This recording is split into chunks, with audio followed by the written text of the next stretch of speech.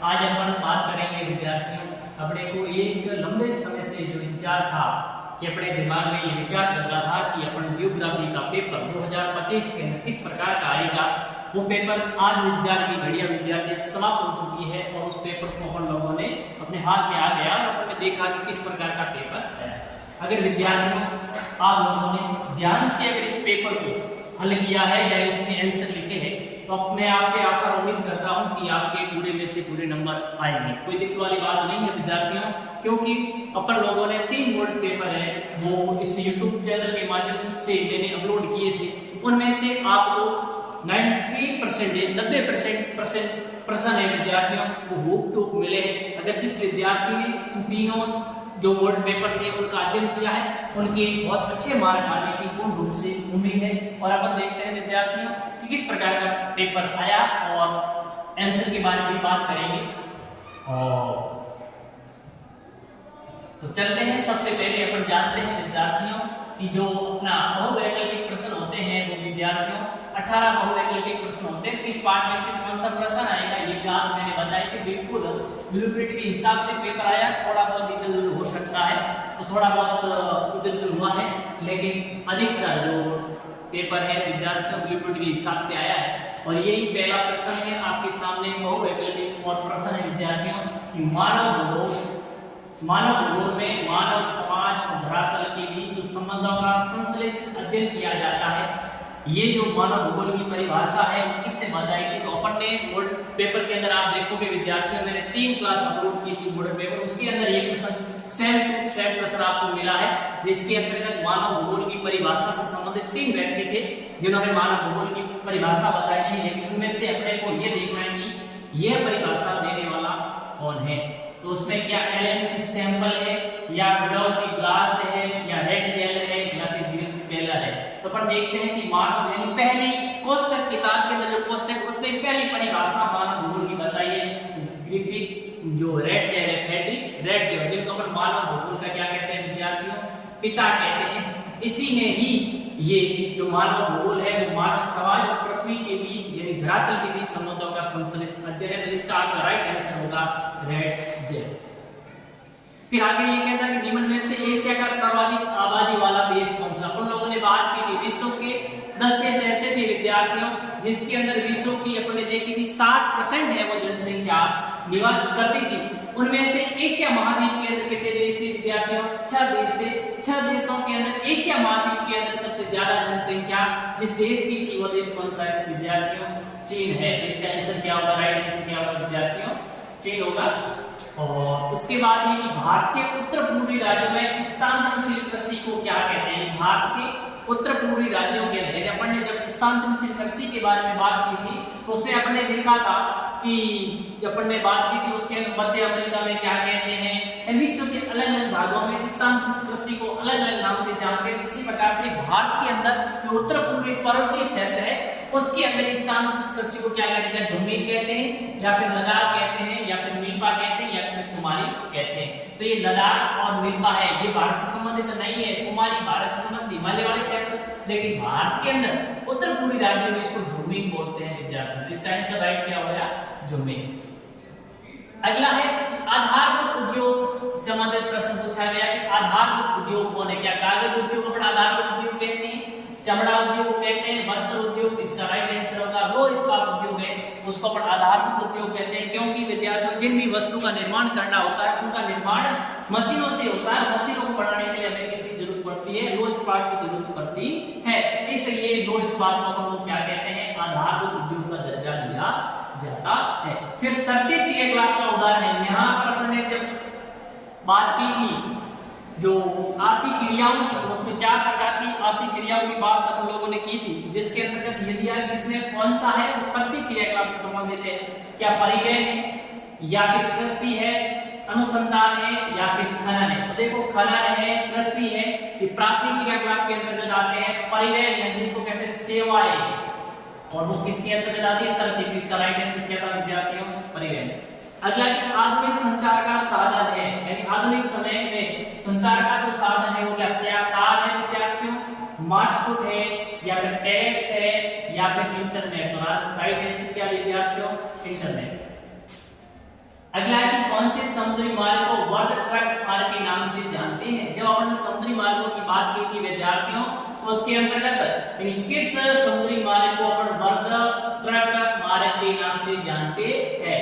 क्या उत्तरी प्रशांत समुद्री महामार्ग को कहते हैं, या दक्षिणी अंटार्कटिक समुद्री मार्ग को कहते हैं, या उत्तरी अंटार्कटिक समुद्री मार्ग को कहते हैं, या दक्षिणी प्रशांत? तो इसका राइट आंसर है उत्तरी अंटार्कटिक समुद्री मार्ग, जो कि विश्व के अंदर जो विकसित देश है, उन विकसित देशों के जोड़ने का काम है कौन करता है विद्यार्थियों? दक्षिणी अंटार्कटिक समुद्री, उत्तरी अंटार्कटिक समुद्री मार्ग।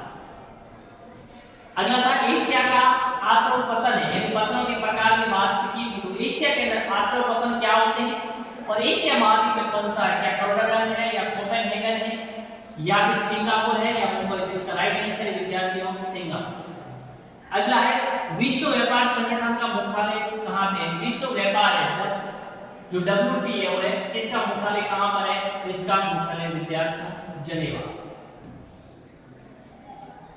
अगला प्रश्न है गैरिसन नगर का उदाहरण है। गैरिसन का मतलब होता है सावनी नगर, और सावनी नगर का उदाहरण है क्या? हरिद्वार है, या फिर उज्जैन है, या फिर पुष्कर है? तो इसका उदाहरण अंबाला विद्यार्थी। राइट आंसर क्या है?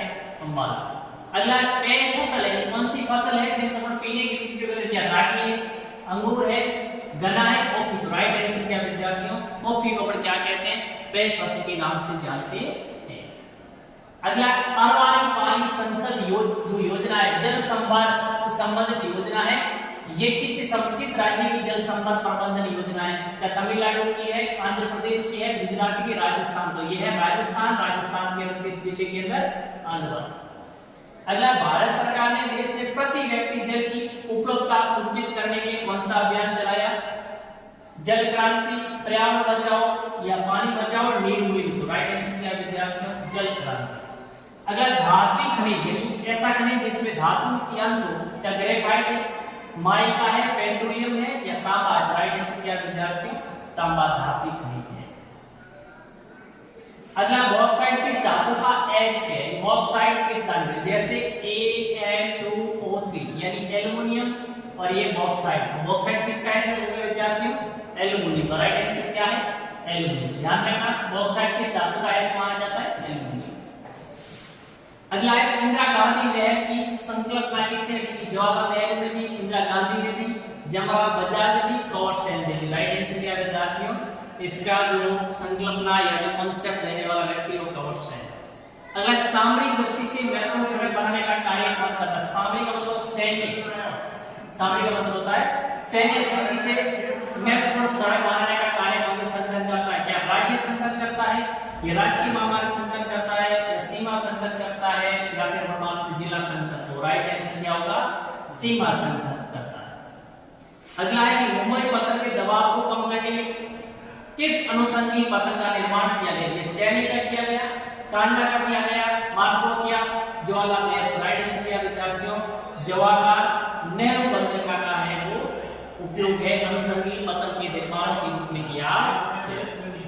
इस प्रकार से अपने पास 18 बहुवैकल्पिक प्रश्न थे विद्यार्थियों। प्रत्येक प्रश्न आधे नंबर का है, 9 नंबर के प्रश्न थे। तो आप देख सकते हैं कि आपने क्या आंसर लिखा है, उसके लिए आप चेक कर सकते हैं, एक बार चैनल के माध्यम से विजिट करके अपना जो आंकलन है विद्यार्थियों कर सकते हैं। आगे हम बात करते हैं कि ये एक बहुवैकल्पिक अब रेगिस्तान से संबंधित बात करेंगे, जिसमें 9 रेगिस्तान होंगे विद्यार्थियों। पहला जनायकी संक्रमण की किस अवस्था में उस प्रजनन है, उस जन्म दर वो चुमाती दर होती है? तो कौन सी होती है विद्यार्थियों? प्रथम फेज के अंदर। कौन सी अवस्था में होती है? प्रथम अवस्था के अंदर जन्म दर भी ज्यादा होती है और मृत्यु दर भी ज्यादा होती है, लेकिन प्राकृतिक मृत्यु दर क्या होती है? कम होती है। दूसरा, मानव विकास की अवधारणा का प्रतिपादन किसने किया था? तो डॉक्टर महबूब उल हक ने, जो पाकिस्तान का क्या था विद्यार्थियों? अर्थशास्त्र था, जिसने मानव विकास की अवधारणा का क्या किया था? प्रतिपादन किया था। अंगूर की कृषि किस क्षेत्र की विशेष? जब कृषि के प्रकार की बात की थी तो अंगूर की कृषि है वो किस प्रकार के क्षेत्र? भूमध्य सागर। कौन सा? भूमध्य सागरीय क्षेत्र की विशेषता है। भूमध्य सागर के आसपास वाले क्षेत्रों में अंगूरों की कृषि की जाती है। अगला, प्रमोद के उद्देश्य से की गई यात्रा। प्रमोद आनंद के उद्देश्य से जो अपनी यात्रा करते हैं उसको क्या कहते हैं विद्यार्थियों? पर्यटन कहते हैं। क्या कहते हैं इसको? पर्यटन। ध्यान रखना, प्रमोद या आनंद के उद्देश्य से की गई यात्रा को क्या कहते हैं? पर्यटन कहा जाता है। अगला, वस्तु और व्यक्तियों को एक स्थान से दूसरे स्थान पर लाने की सेवा को क्या कहते हैं? परिवहन कहते हैं। क्या कहते हैं विद्यार्थियों? परिवहन। यानी कोई वस्तु है या व्यक्ति है, उसको एक स्थान से दूसरे स्थान पर ले जाने की सेवा क्या कहते हैं हम लोग? परिवहन। खालिस्तान को अंतरराष्ट्रीय व्यापार का प्रवेश द्वार कहते हैं। तो किसको कहते हैं? पोताश्रय, या जिसको अपन क्या कहते हैं विद्यार्थियों? बंदरगाह, या जो पतन होता है उसको क्या कहते हैं? अंतरराष्ट्रीय व्यापार का प्रवेश द्वार कहा जाता है। अगर 2011 की जनगणना के अनुसार भारत में सर्वाधिक जनसंख्या घनत्व वाला राज्य कौन सा विद्यार्थियों? बिहार। पिछली बार पूछा गया था 2 नंबर वाला, इस बार पूछा गया 1 नंबर वाला। अगला, रानीगंज और झरिया किस प्रकार के मानव बस्ती वाले चैप्टर से प्रश्न आ गया विद्यार्थियों कि रानीगंज और झरिया किस प्रकार के नगर है? यहाँ से कोयले का उत्पादन होता है। कोयला किसमें आता है? खनिज में आता है। तो किस प्रकार के नगर है? खनन नगर है। केंद्र सरकार द्वारा प्रायोजित जल संपदा विकास योजना है। अब देखो, जैसे अपन ने अपनी बात की अरवारी और एक होती है नीरू नीरू, तो ये तो केंद्र सरकार के द्वारा या ये होती है राज्य सरकार के द्वारा संचालित जल संपदा, लेकिन केंद्र सरकार के द्वारा जिसका नाम है हरियाली विद्यार्थी। क्या नाम है? हरियाली। अगला, सूखा संभावित क्षेत्र कार्यक्रम किस पंचवर्षीय योजना में? तो ये था विद्यार्थियों चौथी पंचवर्षीय योजना के अंदर सूखा संभावित क्षेत्र कार्यक्रम में विद्यार्थियों चलाया गया था। तो इस प्रकार से विद्यार्थियों कुल आपसे कितनी खाली जगह पूछी गई थी? 10 खाली जगह पूछी गई थी। सारी की सारी आपको 3 मॉडल पेपर है, उसका अगर आप देखो सारी की सारी उसमें से मिली। एक भी ऐसे नहीं है जो उस मॉडल पेपर में दी हुई नहीं थी विद्यार्थियों। तो इस प्रकार से ये 10 जो रेगिस्तान से संबंधित था। अब अपन देखते हैं अति लघुतात्मक क्वेश्चन, और ये आपको मिलेंगे कितने संख्या विद्यार्थियों? 9% मिलेंगे। और प्रत्येक प्रश्न कितने नंबर का मिलेगा? अति लघुतात्मक में से प्रत्येक प्रश्न आपको विद्यार्थियों 1 नंबर का मिलेगा। अब इसने क्या कहा कि मुख्य श्रमिक किसे कहते हैं? देखो, दूसरी जो अपनी वाली बुक है मानव भूगोल के लोग जो बुक है विद्यार्थियों, अर्थव्यवस्था और भारत के लोग जो किताब है उसमें से पहला चैप्टर में से मिला है कि मुख्य श्रमिक यानी ऐसा व्यक्ति जिसको कितने दिन? 183 दिन या 6 महीने से अधिक क्या मिलता है? काम मिलता है, तो उसको अपन क्या कहते हैं? मुख्य श्रमिक कहा जाता है। फिर अगला, किन्हीं 2 अपरंपरागत ऊर्जा के स्रोतों के नाम है आपको लिखने हैं। अभी किन्हीं 2 अपरंपरागत कहने का मतलब ये है विद्यार्थियों कि एक होता है परंपरागत ऊर्जा के स्रोत और एक होता है आपसे अपरंपरागत ऊर्जा के स्रोत। आप इसमें लिख सकते हैं सौर ऊर्जा लिख सकते हैं, और आप लिख सकते हैं विद्यार्थियों पवन ऊर्जा। क्या लिख सकते हैं? पवन ऊर्जा। फिर उन भूवैज्ञानिक कालों के नाम लिखिए जिसमें भारत में यानी भारत के अंदर किस भूवैज्ञानिक काल के अंदर कोयले का निर्माण हुआ था? तो 2 कालों में हुआ भारत के अंदर, एक था ट्रसरी युग और एक था विद्यार्थियों गोंडवाना लय। तो ये 2 काल थे किस समय भारत के अंदर कोयले का विद्यार्थी निर्माण हुआ था। पली बस्ती के 2 स्थान है।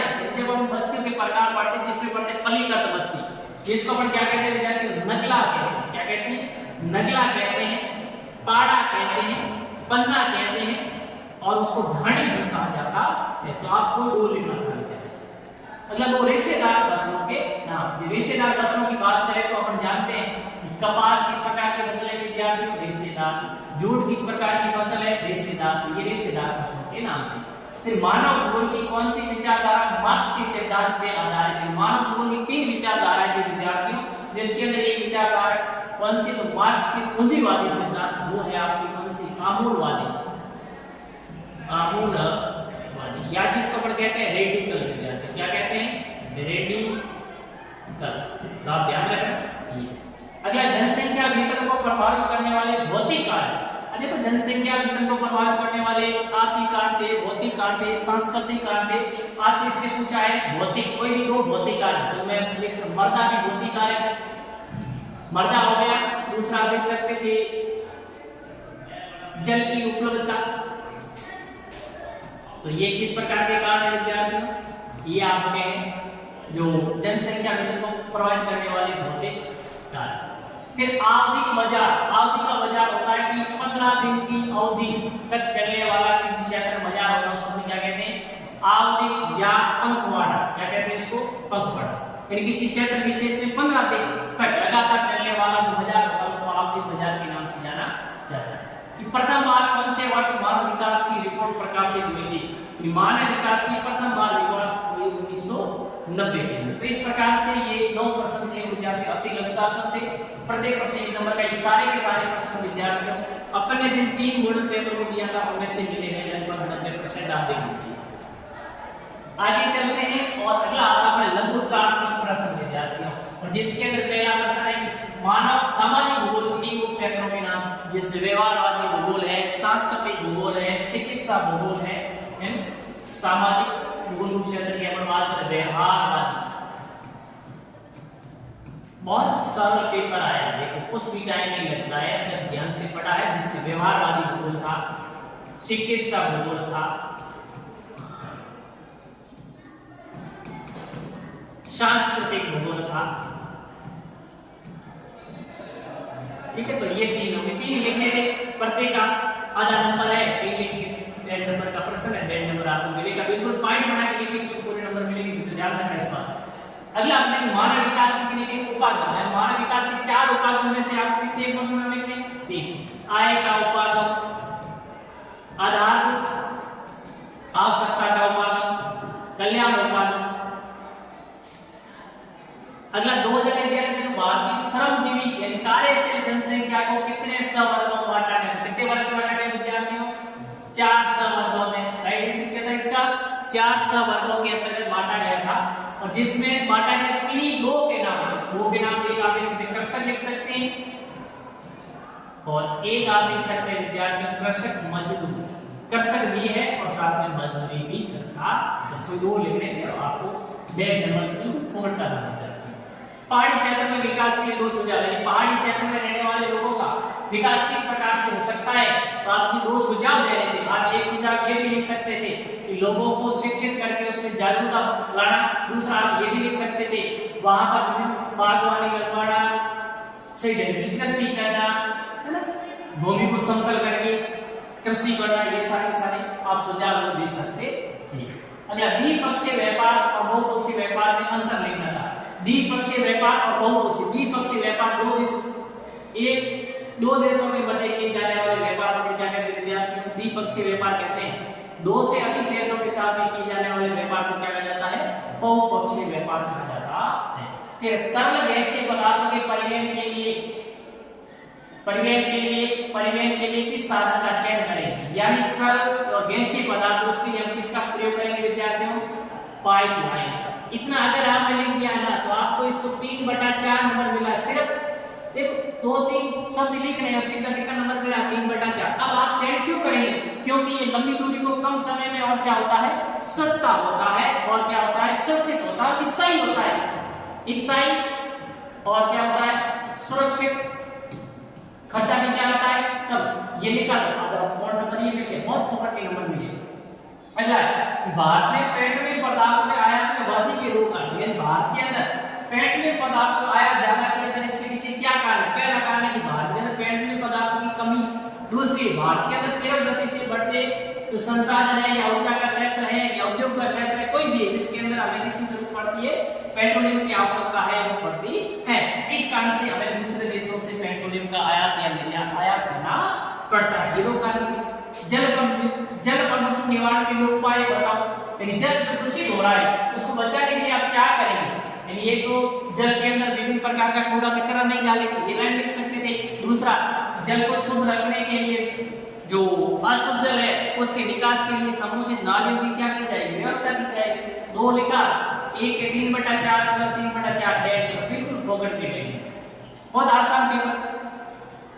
अगला, विस्तृत वाणिज्य अनाज कृषि की विशेषता को लेकर। विस्तृत वाणिज्य अनाज कृषि की 3 आपको क्या लिखनी थी विद्यार्थियों? कोई विशेषता। पहली विशेषता आप ये ले सकते हैं किन क्षेत्र में की जाती है। दूसरी कि इसके अंदर किस प्रकार की फसलों को मुख्य बोया जाता है, यानी गेहूं हो सकती है, एक लाइन ये भी गेहूं मुख्य फसल। दूसरी, इसकी क्षेत्र में की जाती है। और तीसरी आप ये भी लिख सकते हैं कि इस प्रकार की कृषि के अंदर प्रति व्यक्ति उत्पादन ज्यादा और प्रति एकड़ उत्पादन क्या होता है? कम होता है। तो 3 विशेषताएं जो लिखनी है, थोड़ा बहुत वर्णन करना। कितने नंबर मिले सीधे बच्चों? 3। फिर चलवासी पशुपालन के 3 क्षेत्रों को स्पेशली, या फिर ये कर लेते आप जो चलवासी पशुचारण है उसके 3 क्षेत्र कौन कौन से, उसके बारे में थोड़ा बहुत लिख लेते। 3 नंबर पकड़ के लिए। अगला है पनामा और स्वेज नहर की तुलना करना। सोइल लेयर कहाँ है, उसकी स्थिति अवस्थिति को लेकर ये तुलना करनी थी कि ये कहाँ चल रही है और ये कहाँ चल रही है, ये किन को जोड़ रही है, किन को जोड़ रही है। दूसरा उसके आधार पर लाभ की, यानी कि इससे क्या फायदा, इससे क्या फायदा है। बहुत आसान प्रश्न था। फिर आंतरिक जल मार्ग से आप क्या समझते हैं, विश्व किसी एक आंतरिक जल मार्ग, यानी आंतरिक का मतलब एक ही महाद्वीप, यानी मतलब एक महाद्वीप, जैसे आप राइन नदी का उदाहरण ले सकते थे, किसी भी नदी के बारे में, उसके अंदर जो आंतरिक जल मार्ग है उसकी बात कर सकते थे। अगला झाबुआ जिले में भूनिर्मीकरण रोकने के लिए आपके द्वारा, झाबुआ का पेट्रो मध्य प्रदेश में, वह भूमि की गुण क्षमता घट रही है, उसको रोकने के द्वारा आपके द्वारा क्या उपाय किए जाए, कोई 3 उपाय लिखने के। बहुत आसान प्रश्न। या फिर वायु प्रदूषण का एक कारण है, वायु दूषित हो रही है, किसकी वजह से दूषित हो रही है, उसके पीछे कौन से कारक जिम्मेदार है, 3 कोई कारक आपको जिम्मेदार लिखने थे। अगला कि आधुनिक बड़े पैमाने पर होने वाले विनिर्माण उद्योगों की किन्हीं 4 विशेषताओं का आपको क्या करना था, विश्लेषण। जैसे बात करें कि विशिष्ट कौशलों का उपयोग करना, यंत्रीकरण, है ना, इस प्रकार से आपको 4 लिखने थे। अथवा आकार के आधार पर उद्योगों के प्रकार का विस्तार से वर्णन करना था। या आकार के आधार पर लघु उद्योग, छोटे पैमाने के उद्योग और कौन से विद्यार्थी बड़े पैमाने के उद्योग, उसके बारे में लिखना। फोकट के 4 नंबर सीधे। अगला भारतीय कृषि के इतिहास में, भारतीय के अंदर जो कृषि है उस कृषि में आने वाली कोई 4 समस्याओं के बारे में वर्णन करना था, या भारतीय कृषि के 4 प्रकारों का वर्णन करना था। तो इस प्रकार से विद्यार्थी ये अपना जियोग्राफी 2025 का जो BSSER ने एग्जाम लिया था उसका पेपर था। और पेपर की बात करूं मैं विद्यार्थियों, तो पेपर बहुत आसान था, बहुत इजी था। जिसने ढंग से पढ़ा है उसकी 56 में से 56 नंबर आने की पूर्ण रूप से संभावना है, क्योंकि एक भी प्रश्न ऐसा नहीं है विद्यार्थियों जो हमारे सिलेबस से बाहर हो, और जो हमारे ज्यादा समझ में आधारित है, बहुत सरल, बहुत इजी, मैं कहता हूं बहुत ज्यादा इजी पेपर था विद्यार्थियों। ठीक है, आगे चलते हैं, अपन देखते हैं कि इसके अंदर मानचित्र संबंधित कुछ प्रश्न। ये विश्व के अंदर मानचित्र में आपने हवाई पत्रों को दिखाना था, यही मैंने बोर्ड पेपर के अंदर भी सेम प्रश्न था कि मुंबई का है, भारत के अंदर दिखाना था, लंदन का है आपको यूरोप महाद्वीप के ऊपर भूमध्य सागरीय क्षेत्र में दिखाना था, शिकागो यूएसए के अंदर वहां दिखाना था, सिडनी का विद्यार्थियों ऑस्ट्रेलिया के अंदर आपको दिखानी थी। बहुत आसान है। और अगला है भारत का, जिसमें बंदरगाह संबंधित पूछा गया। विशाखापट्टनम का है आंध्र प्रदेश में, कोलकाता का है पश्चिम बंगाल में, कांडला का है गुजरात में, पारादीप का है विद्यार्थियों ओडिशा में। कहां पे है, ओडिशा में। तो इस प्रकार से ये मानचित्र संबंधित का प्रत्येक प्रश्न 2 नंबर का है, 4 जगह पूछी गई, प्रत्येक जगह आधे नंबर की थी विद्यार्थियों। तो इस प्रकार से आज का पेपर है बहुत इजी, और मैं कह सकता हूँ बहुत easy, very very easy paper था। जिसने ढंग से थोड़ा बहुत पढ़ा है तो वो अपना पूरा ऐसे पूरा स्कोर है विद्यार्थियों करेगा। और जिन विद्यार्थियों ने अपनी क्लास YouTube चैनल पे 3 मॉडल पेपर थे उनको अगर देखा है तो आपको 90% प्रश्न है विद्यार्थियों रूप देखने को मिले हैं। तो आप एक बार चैनल पे जाइए और विजिट कीजिए और अपना आकलन कीजिए। जय हिंद, जय भारत।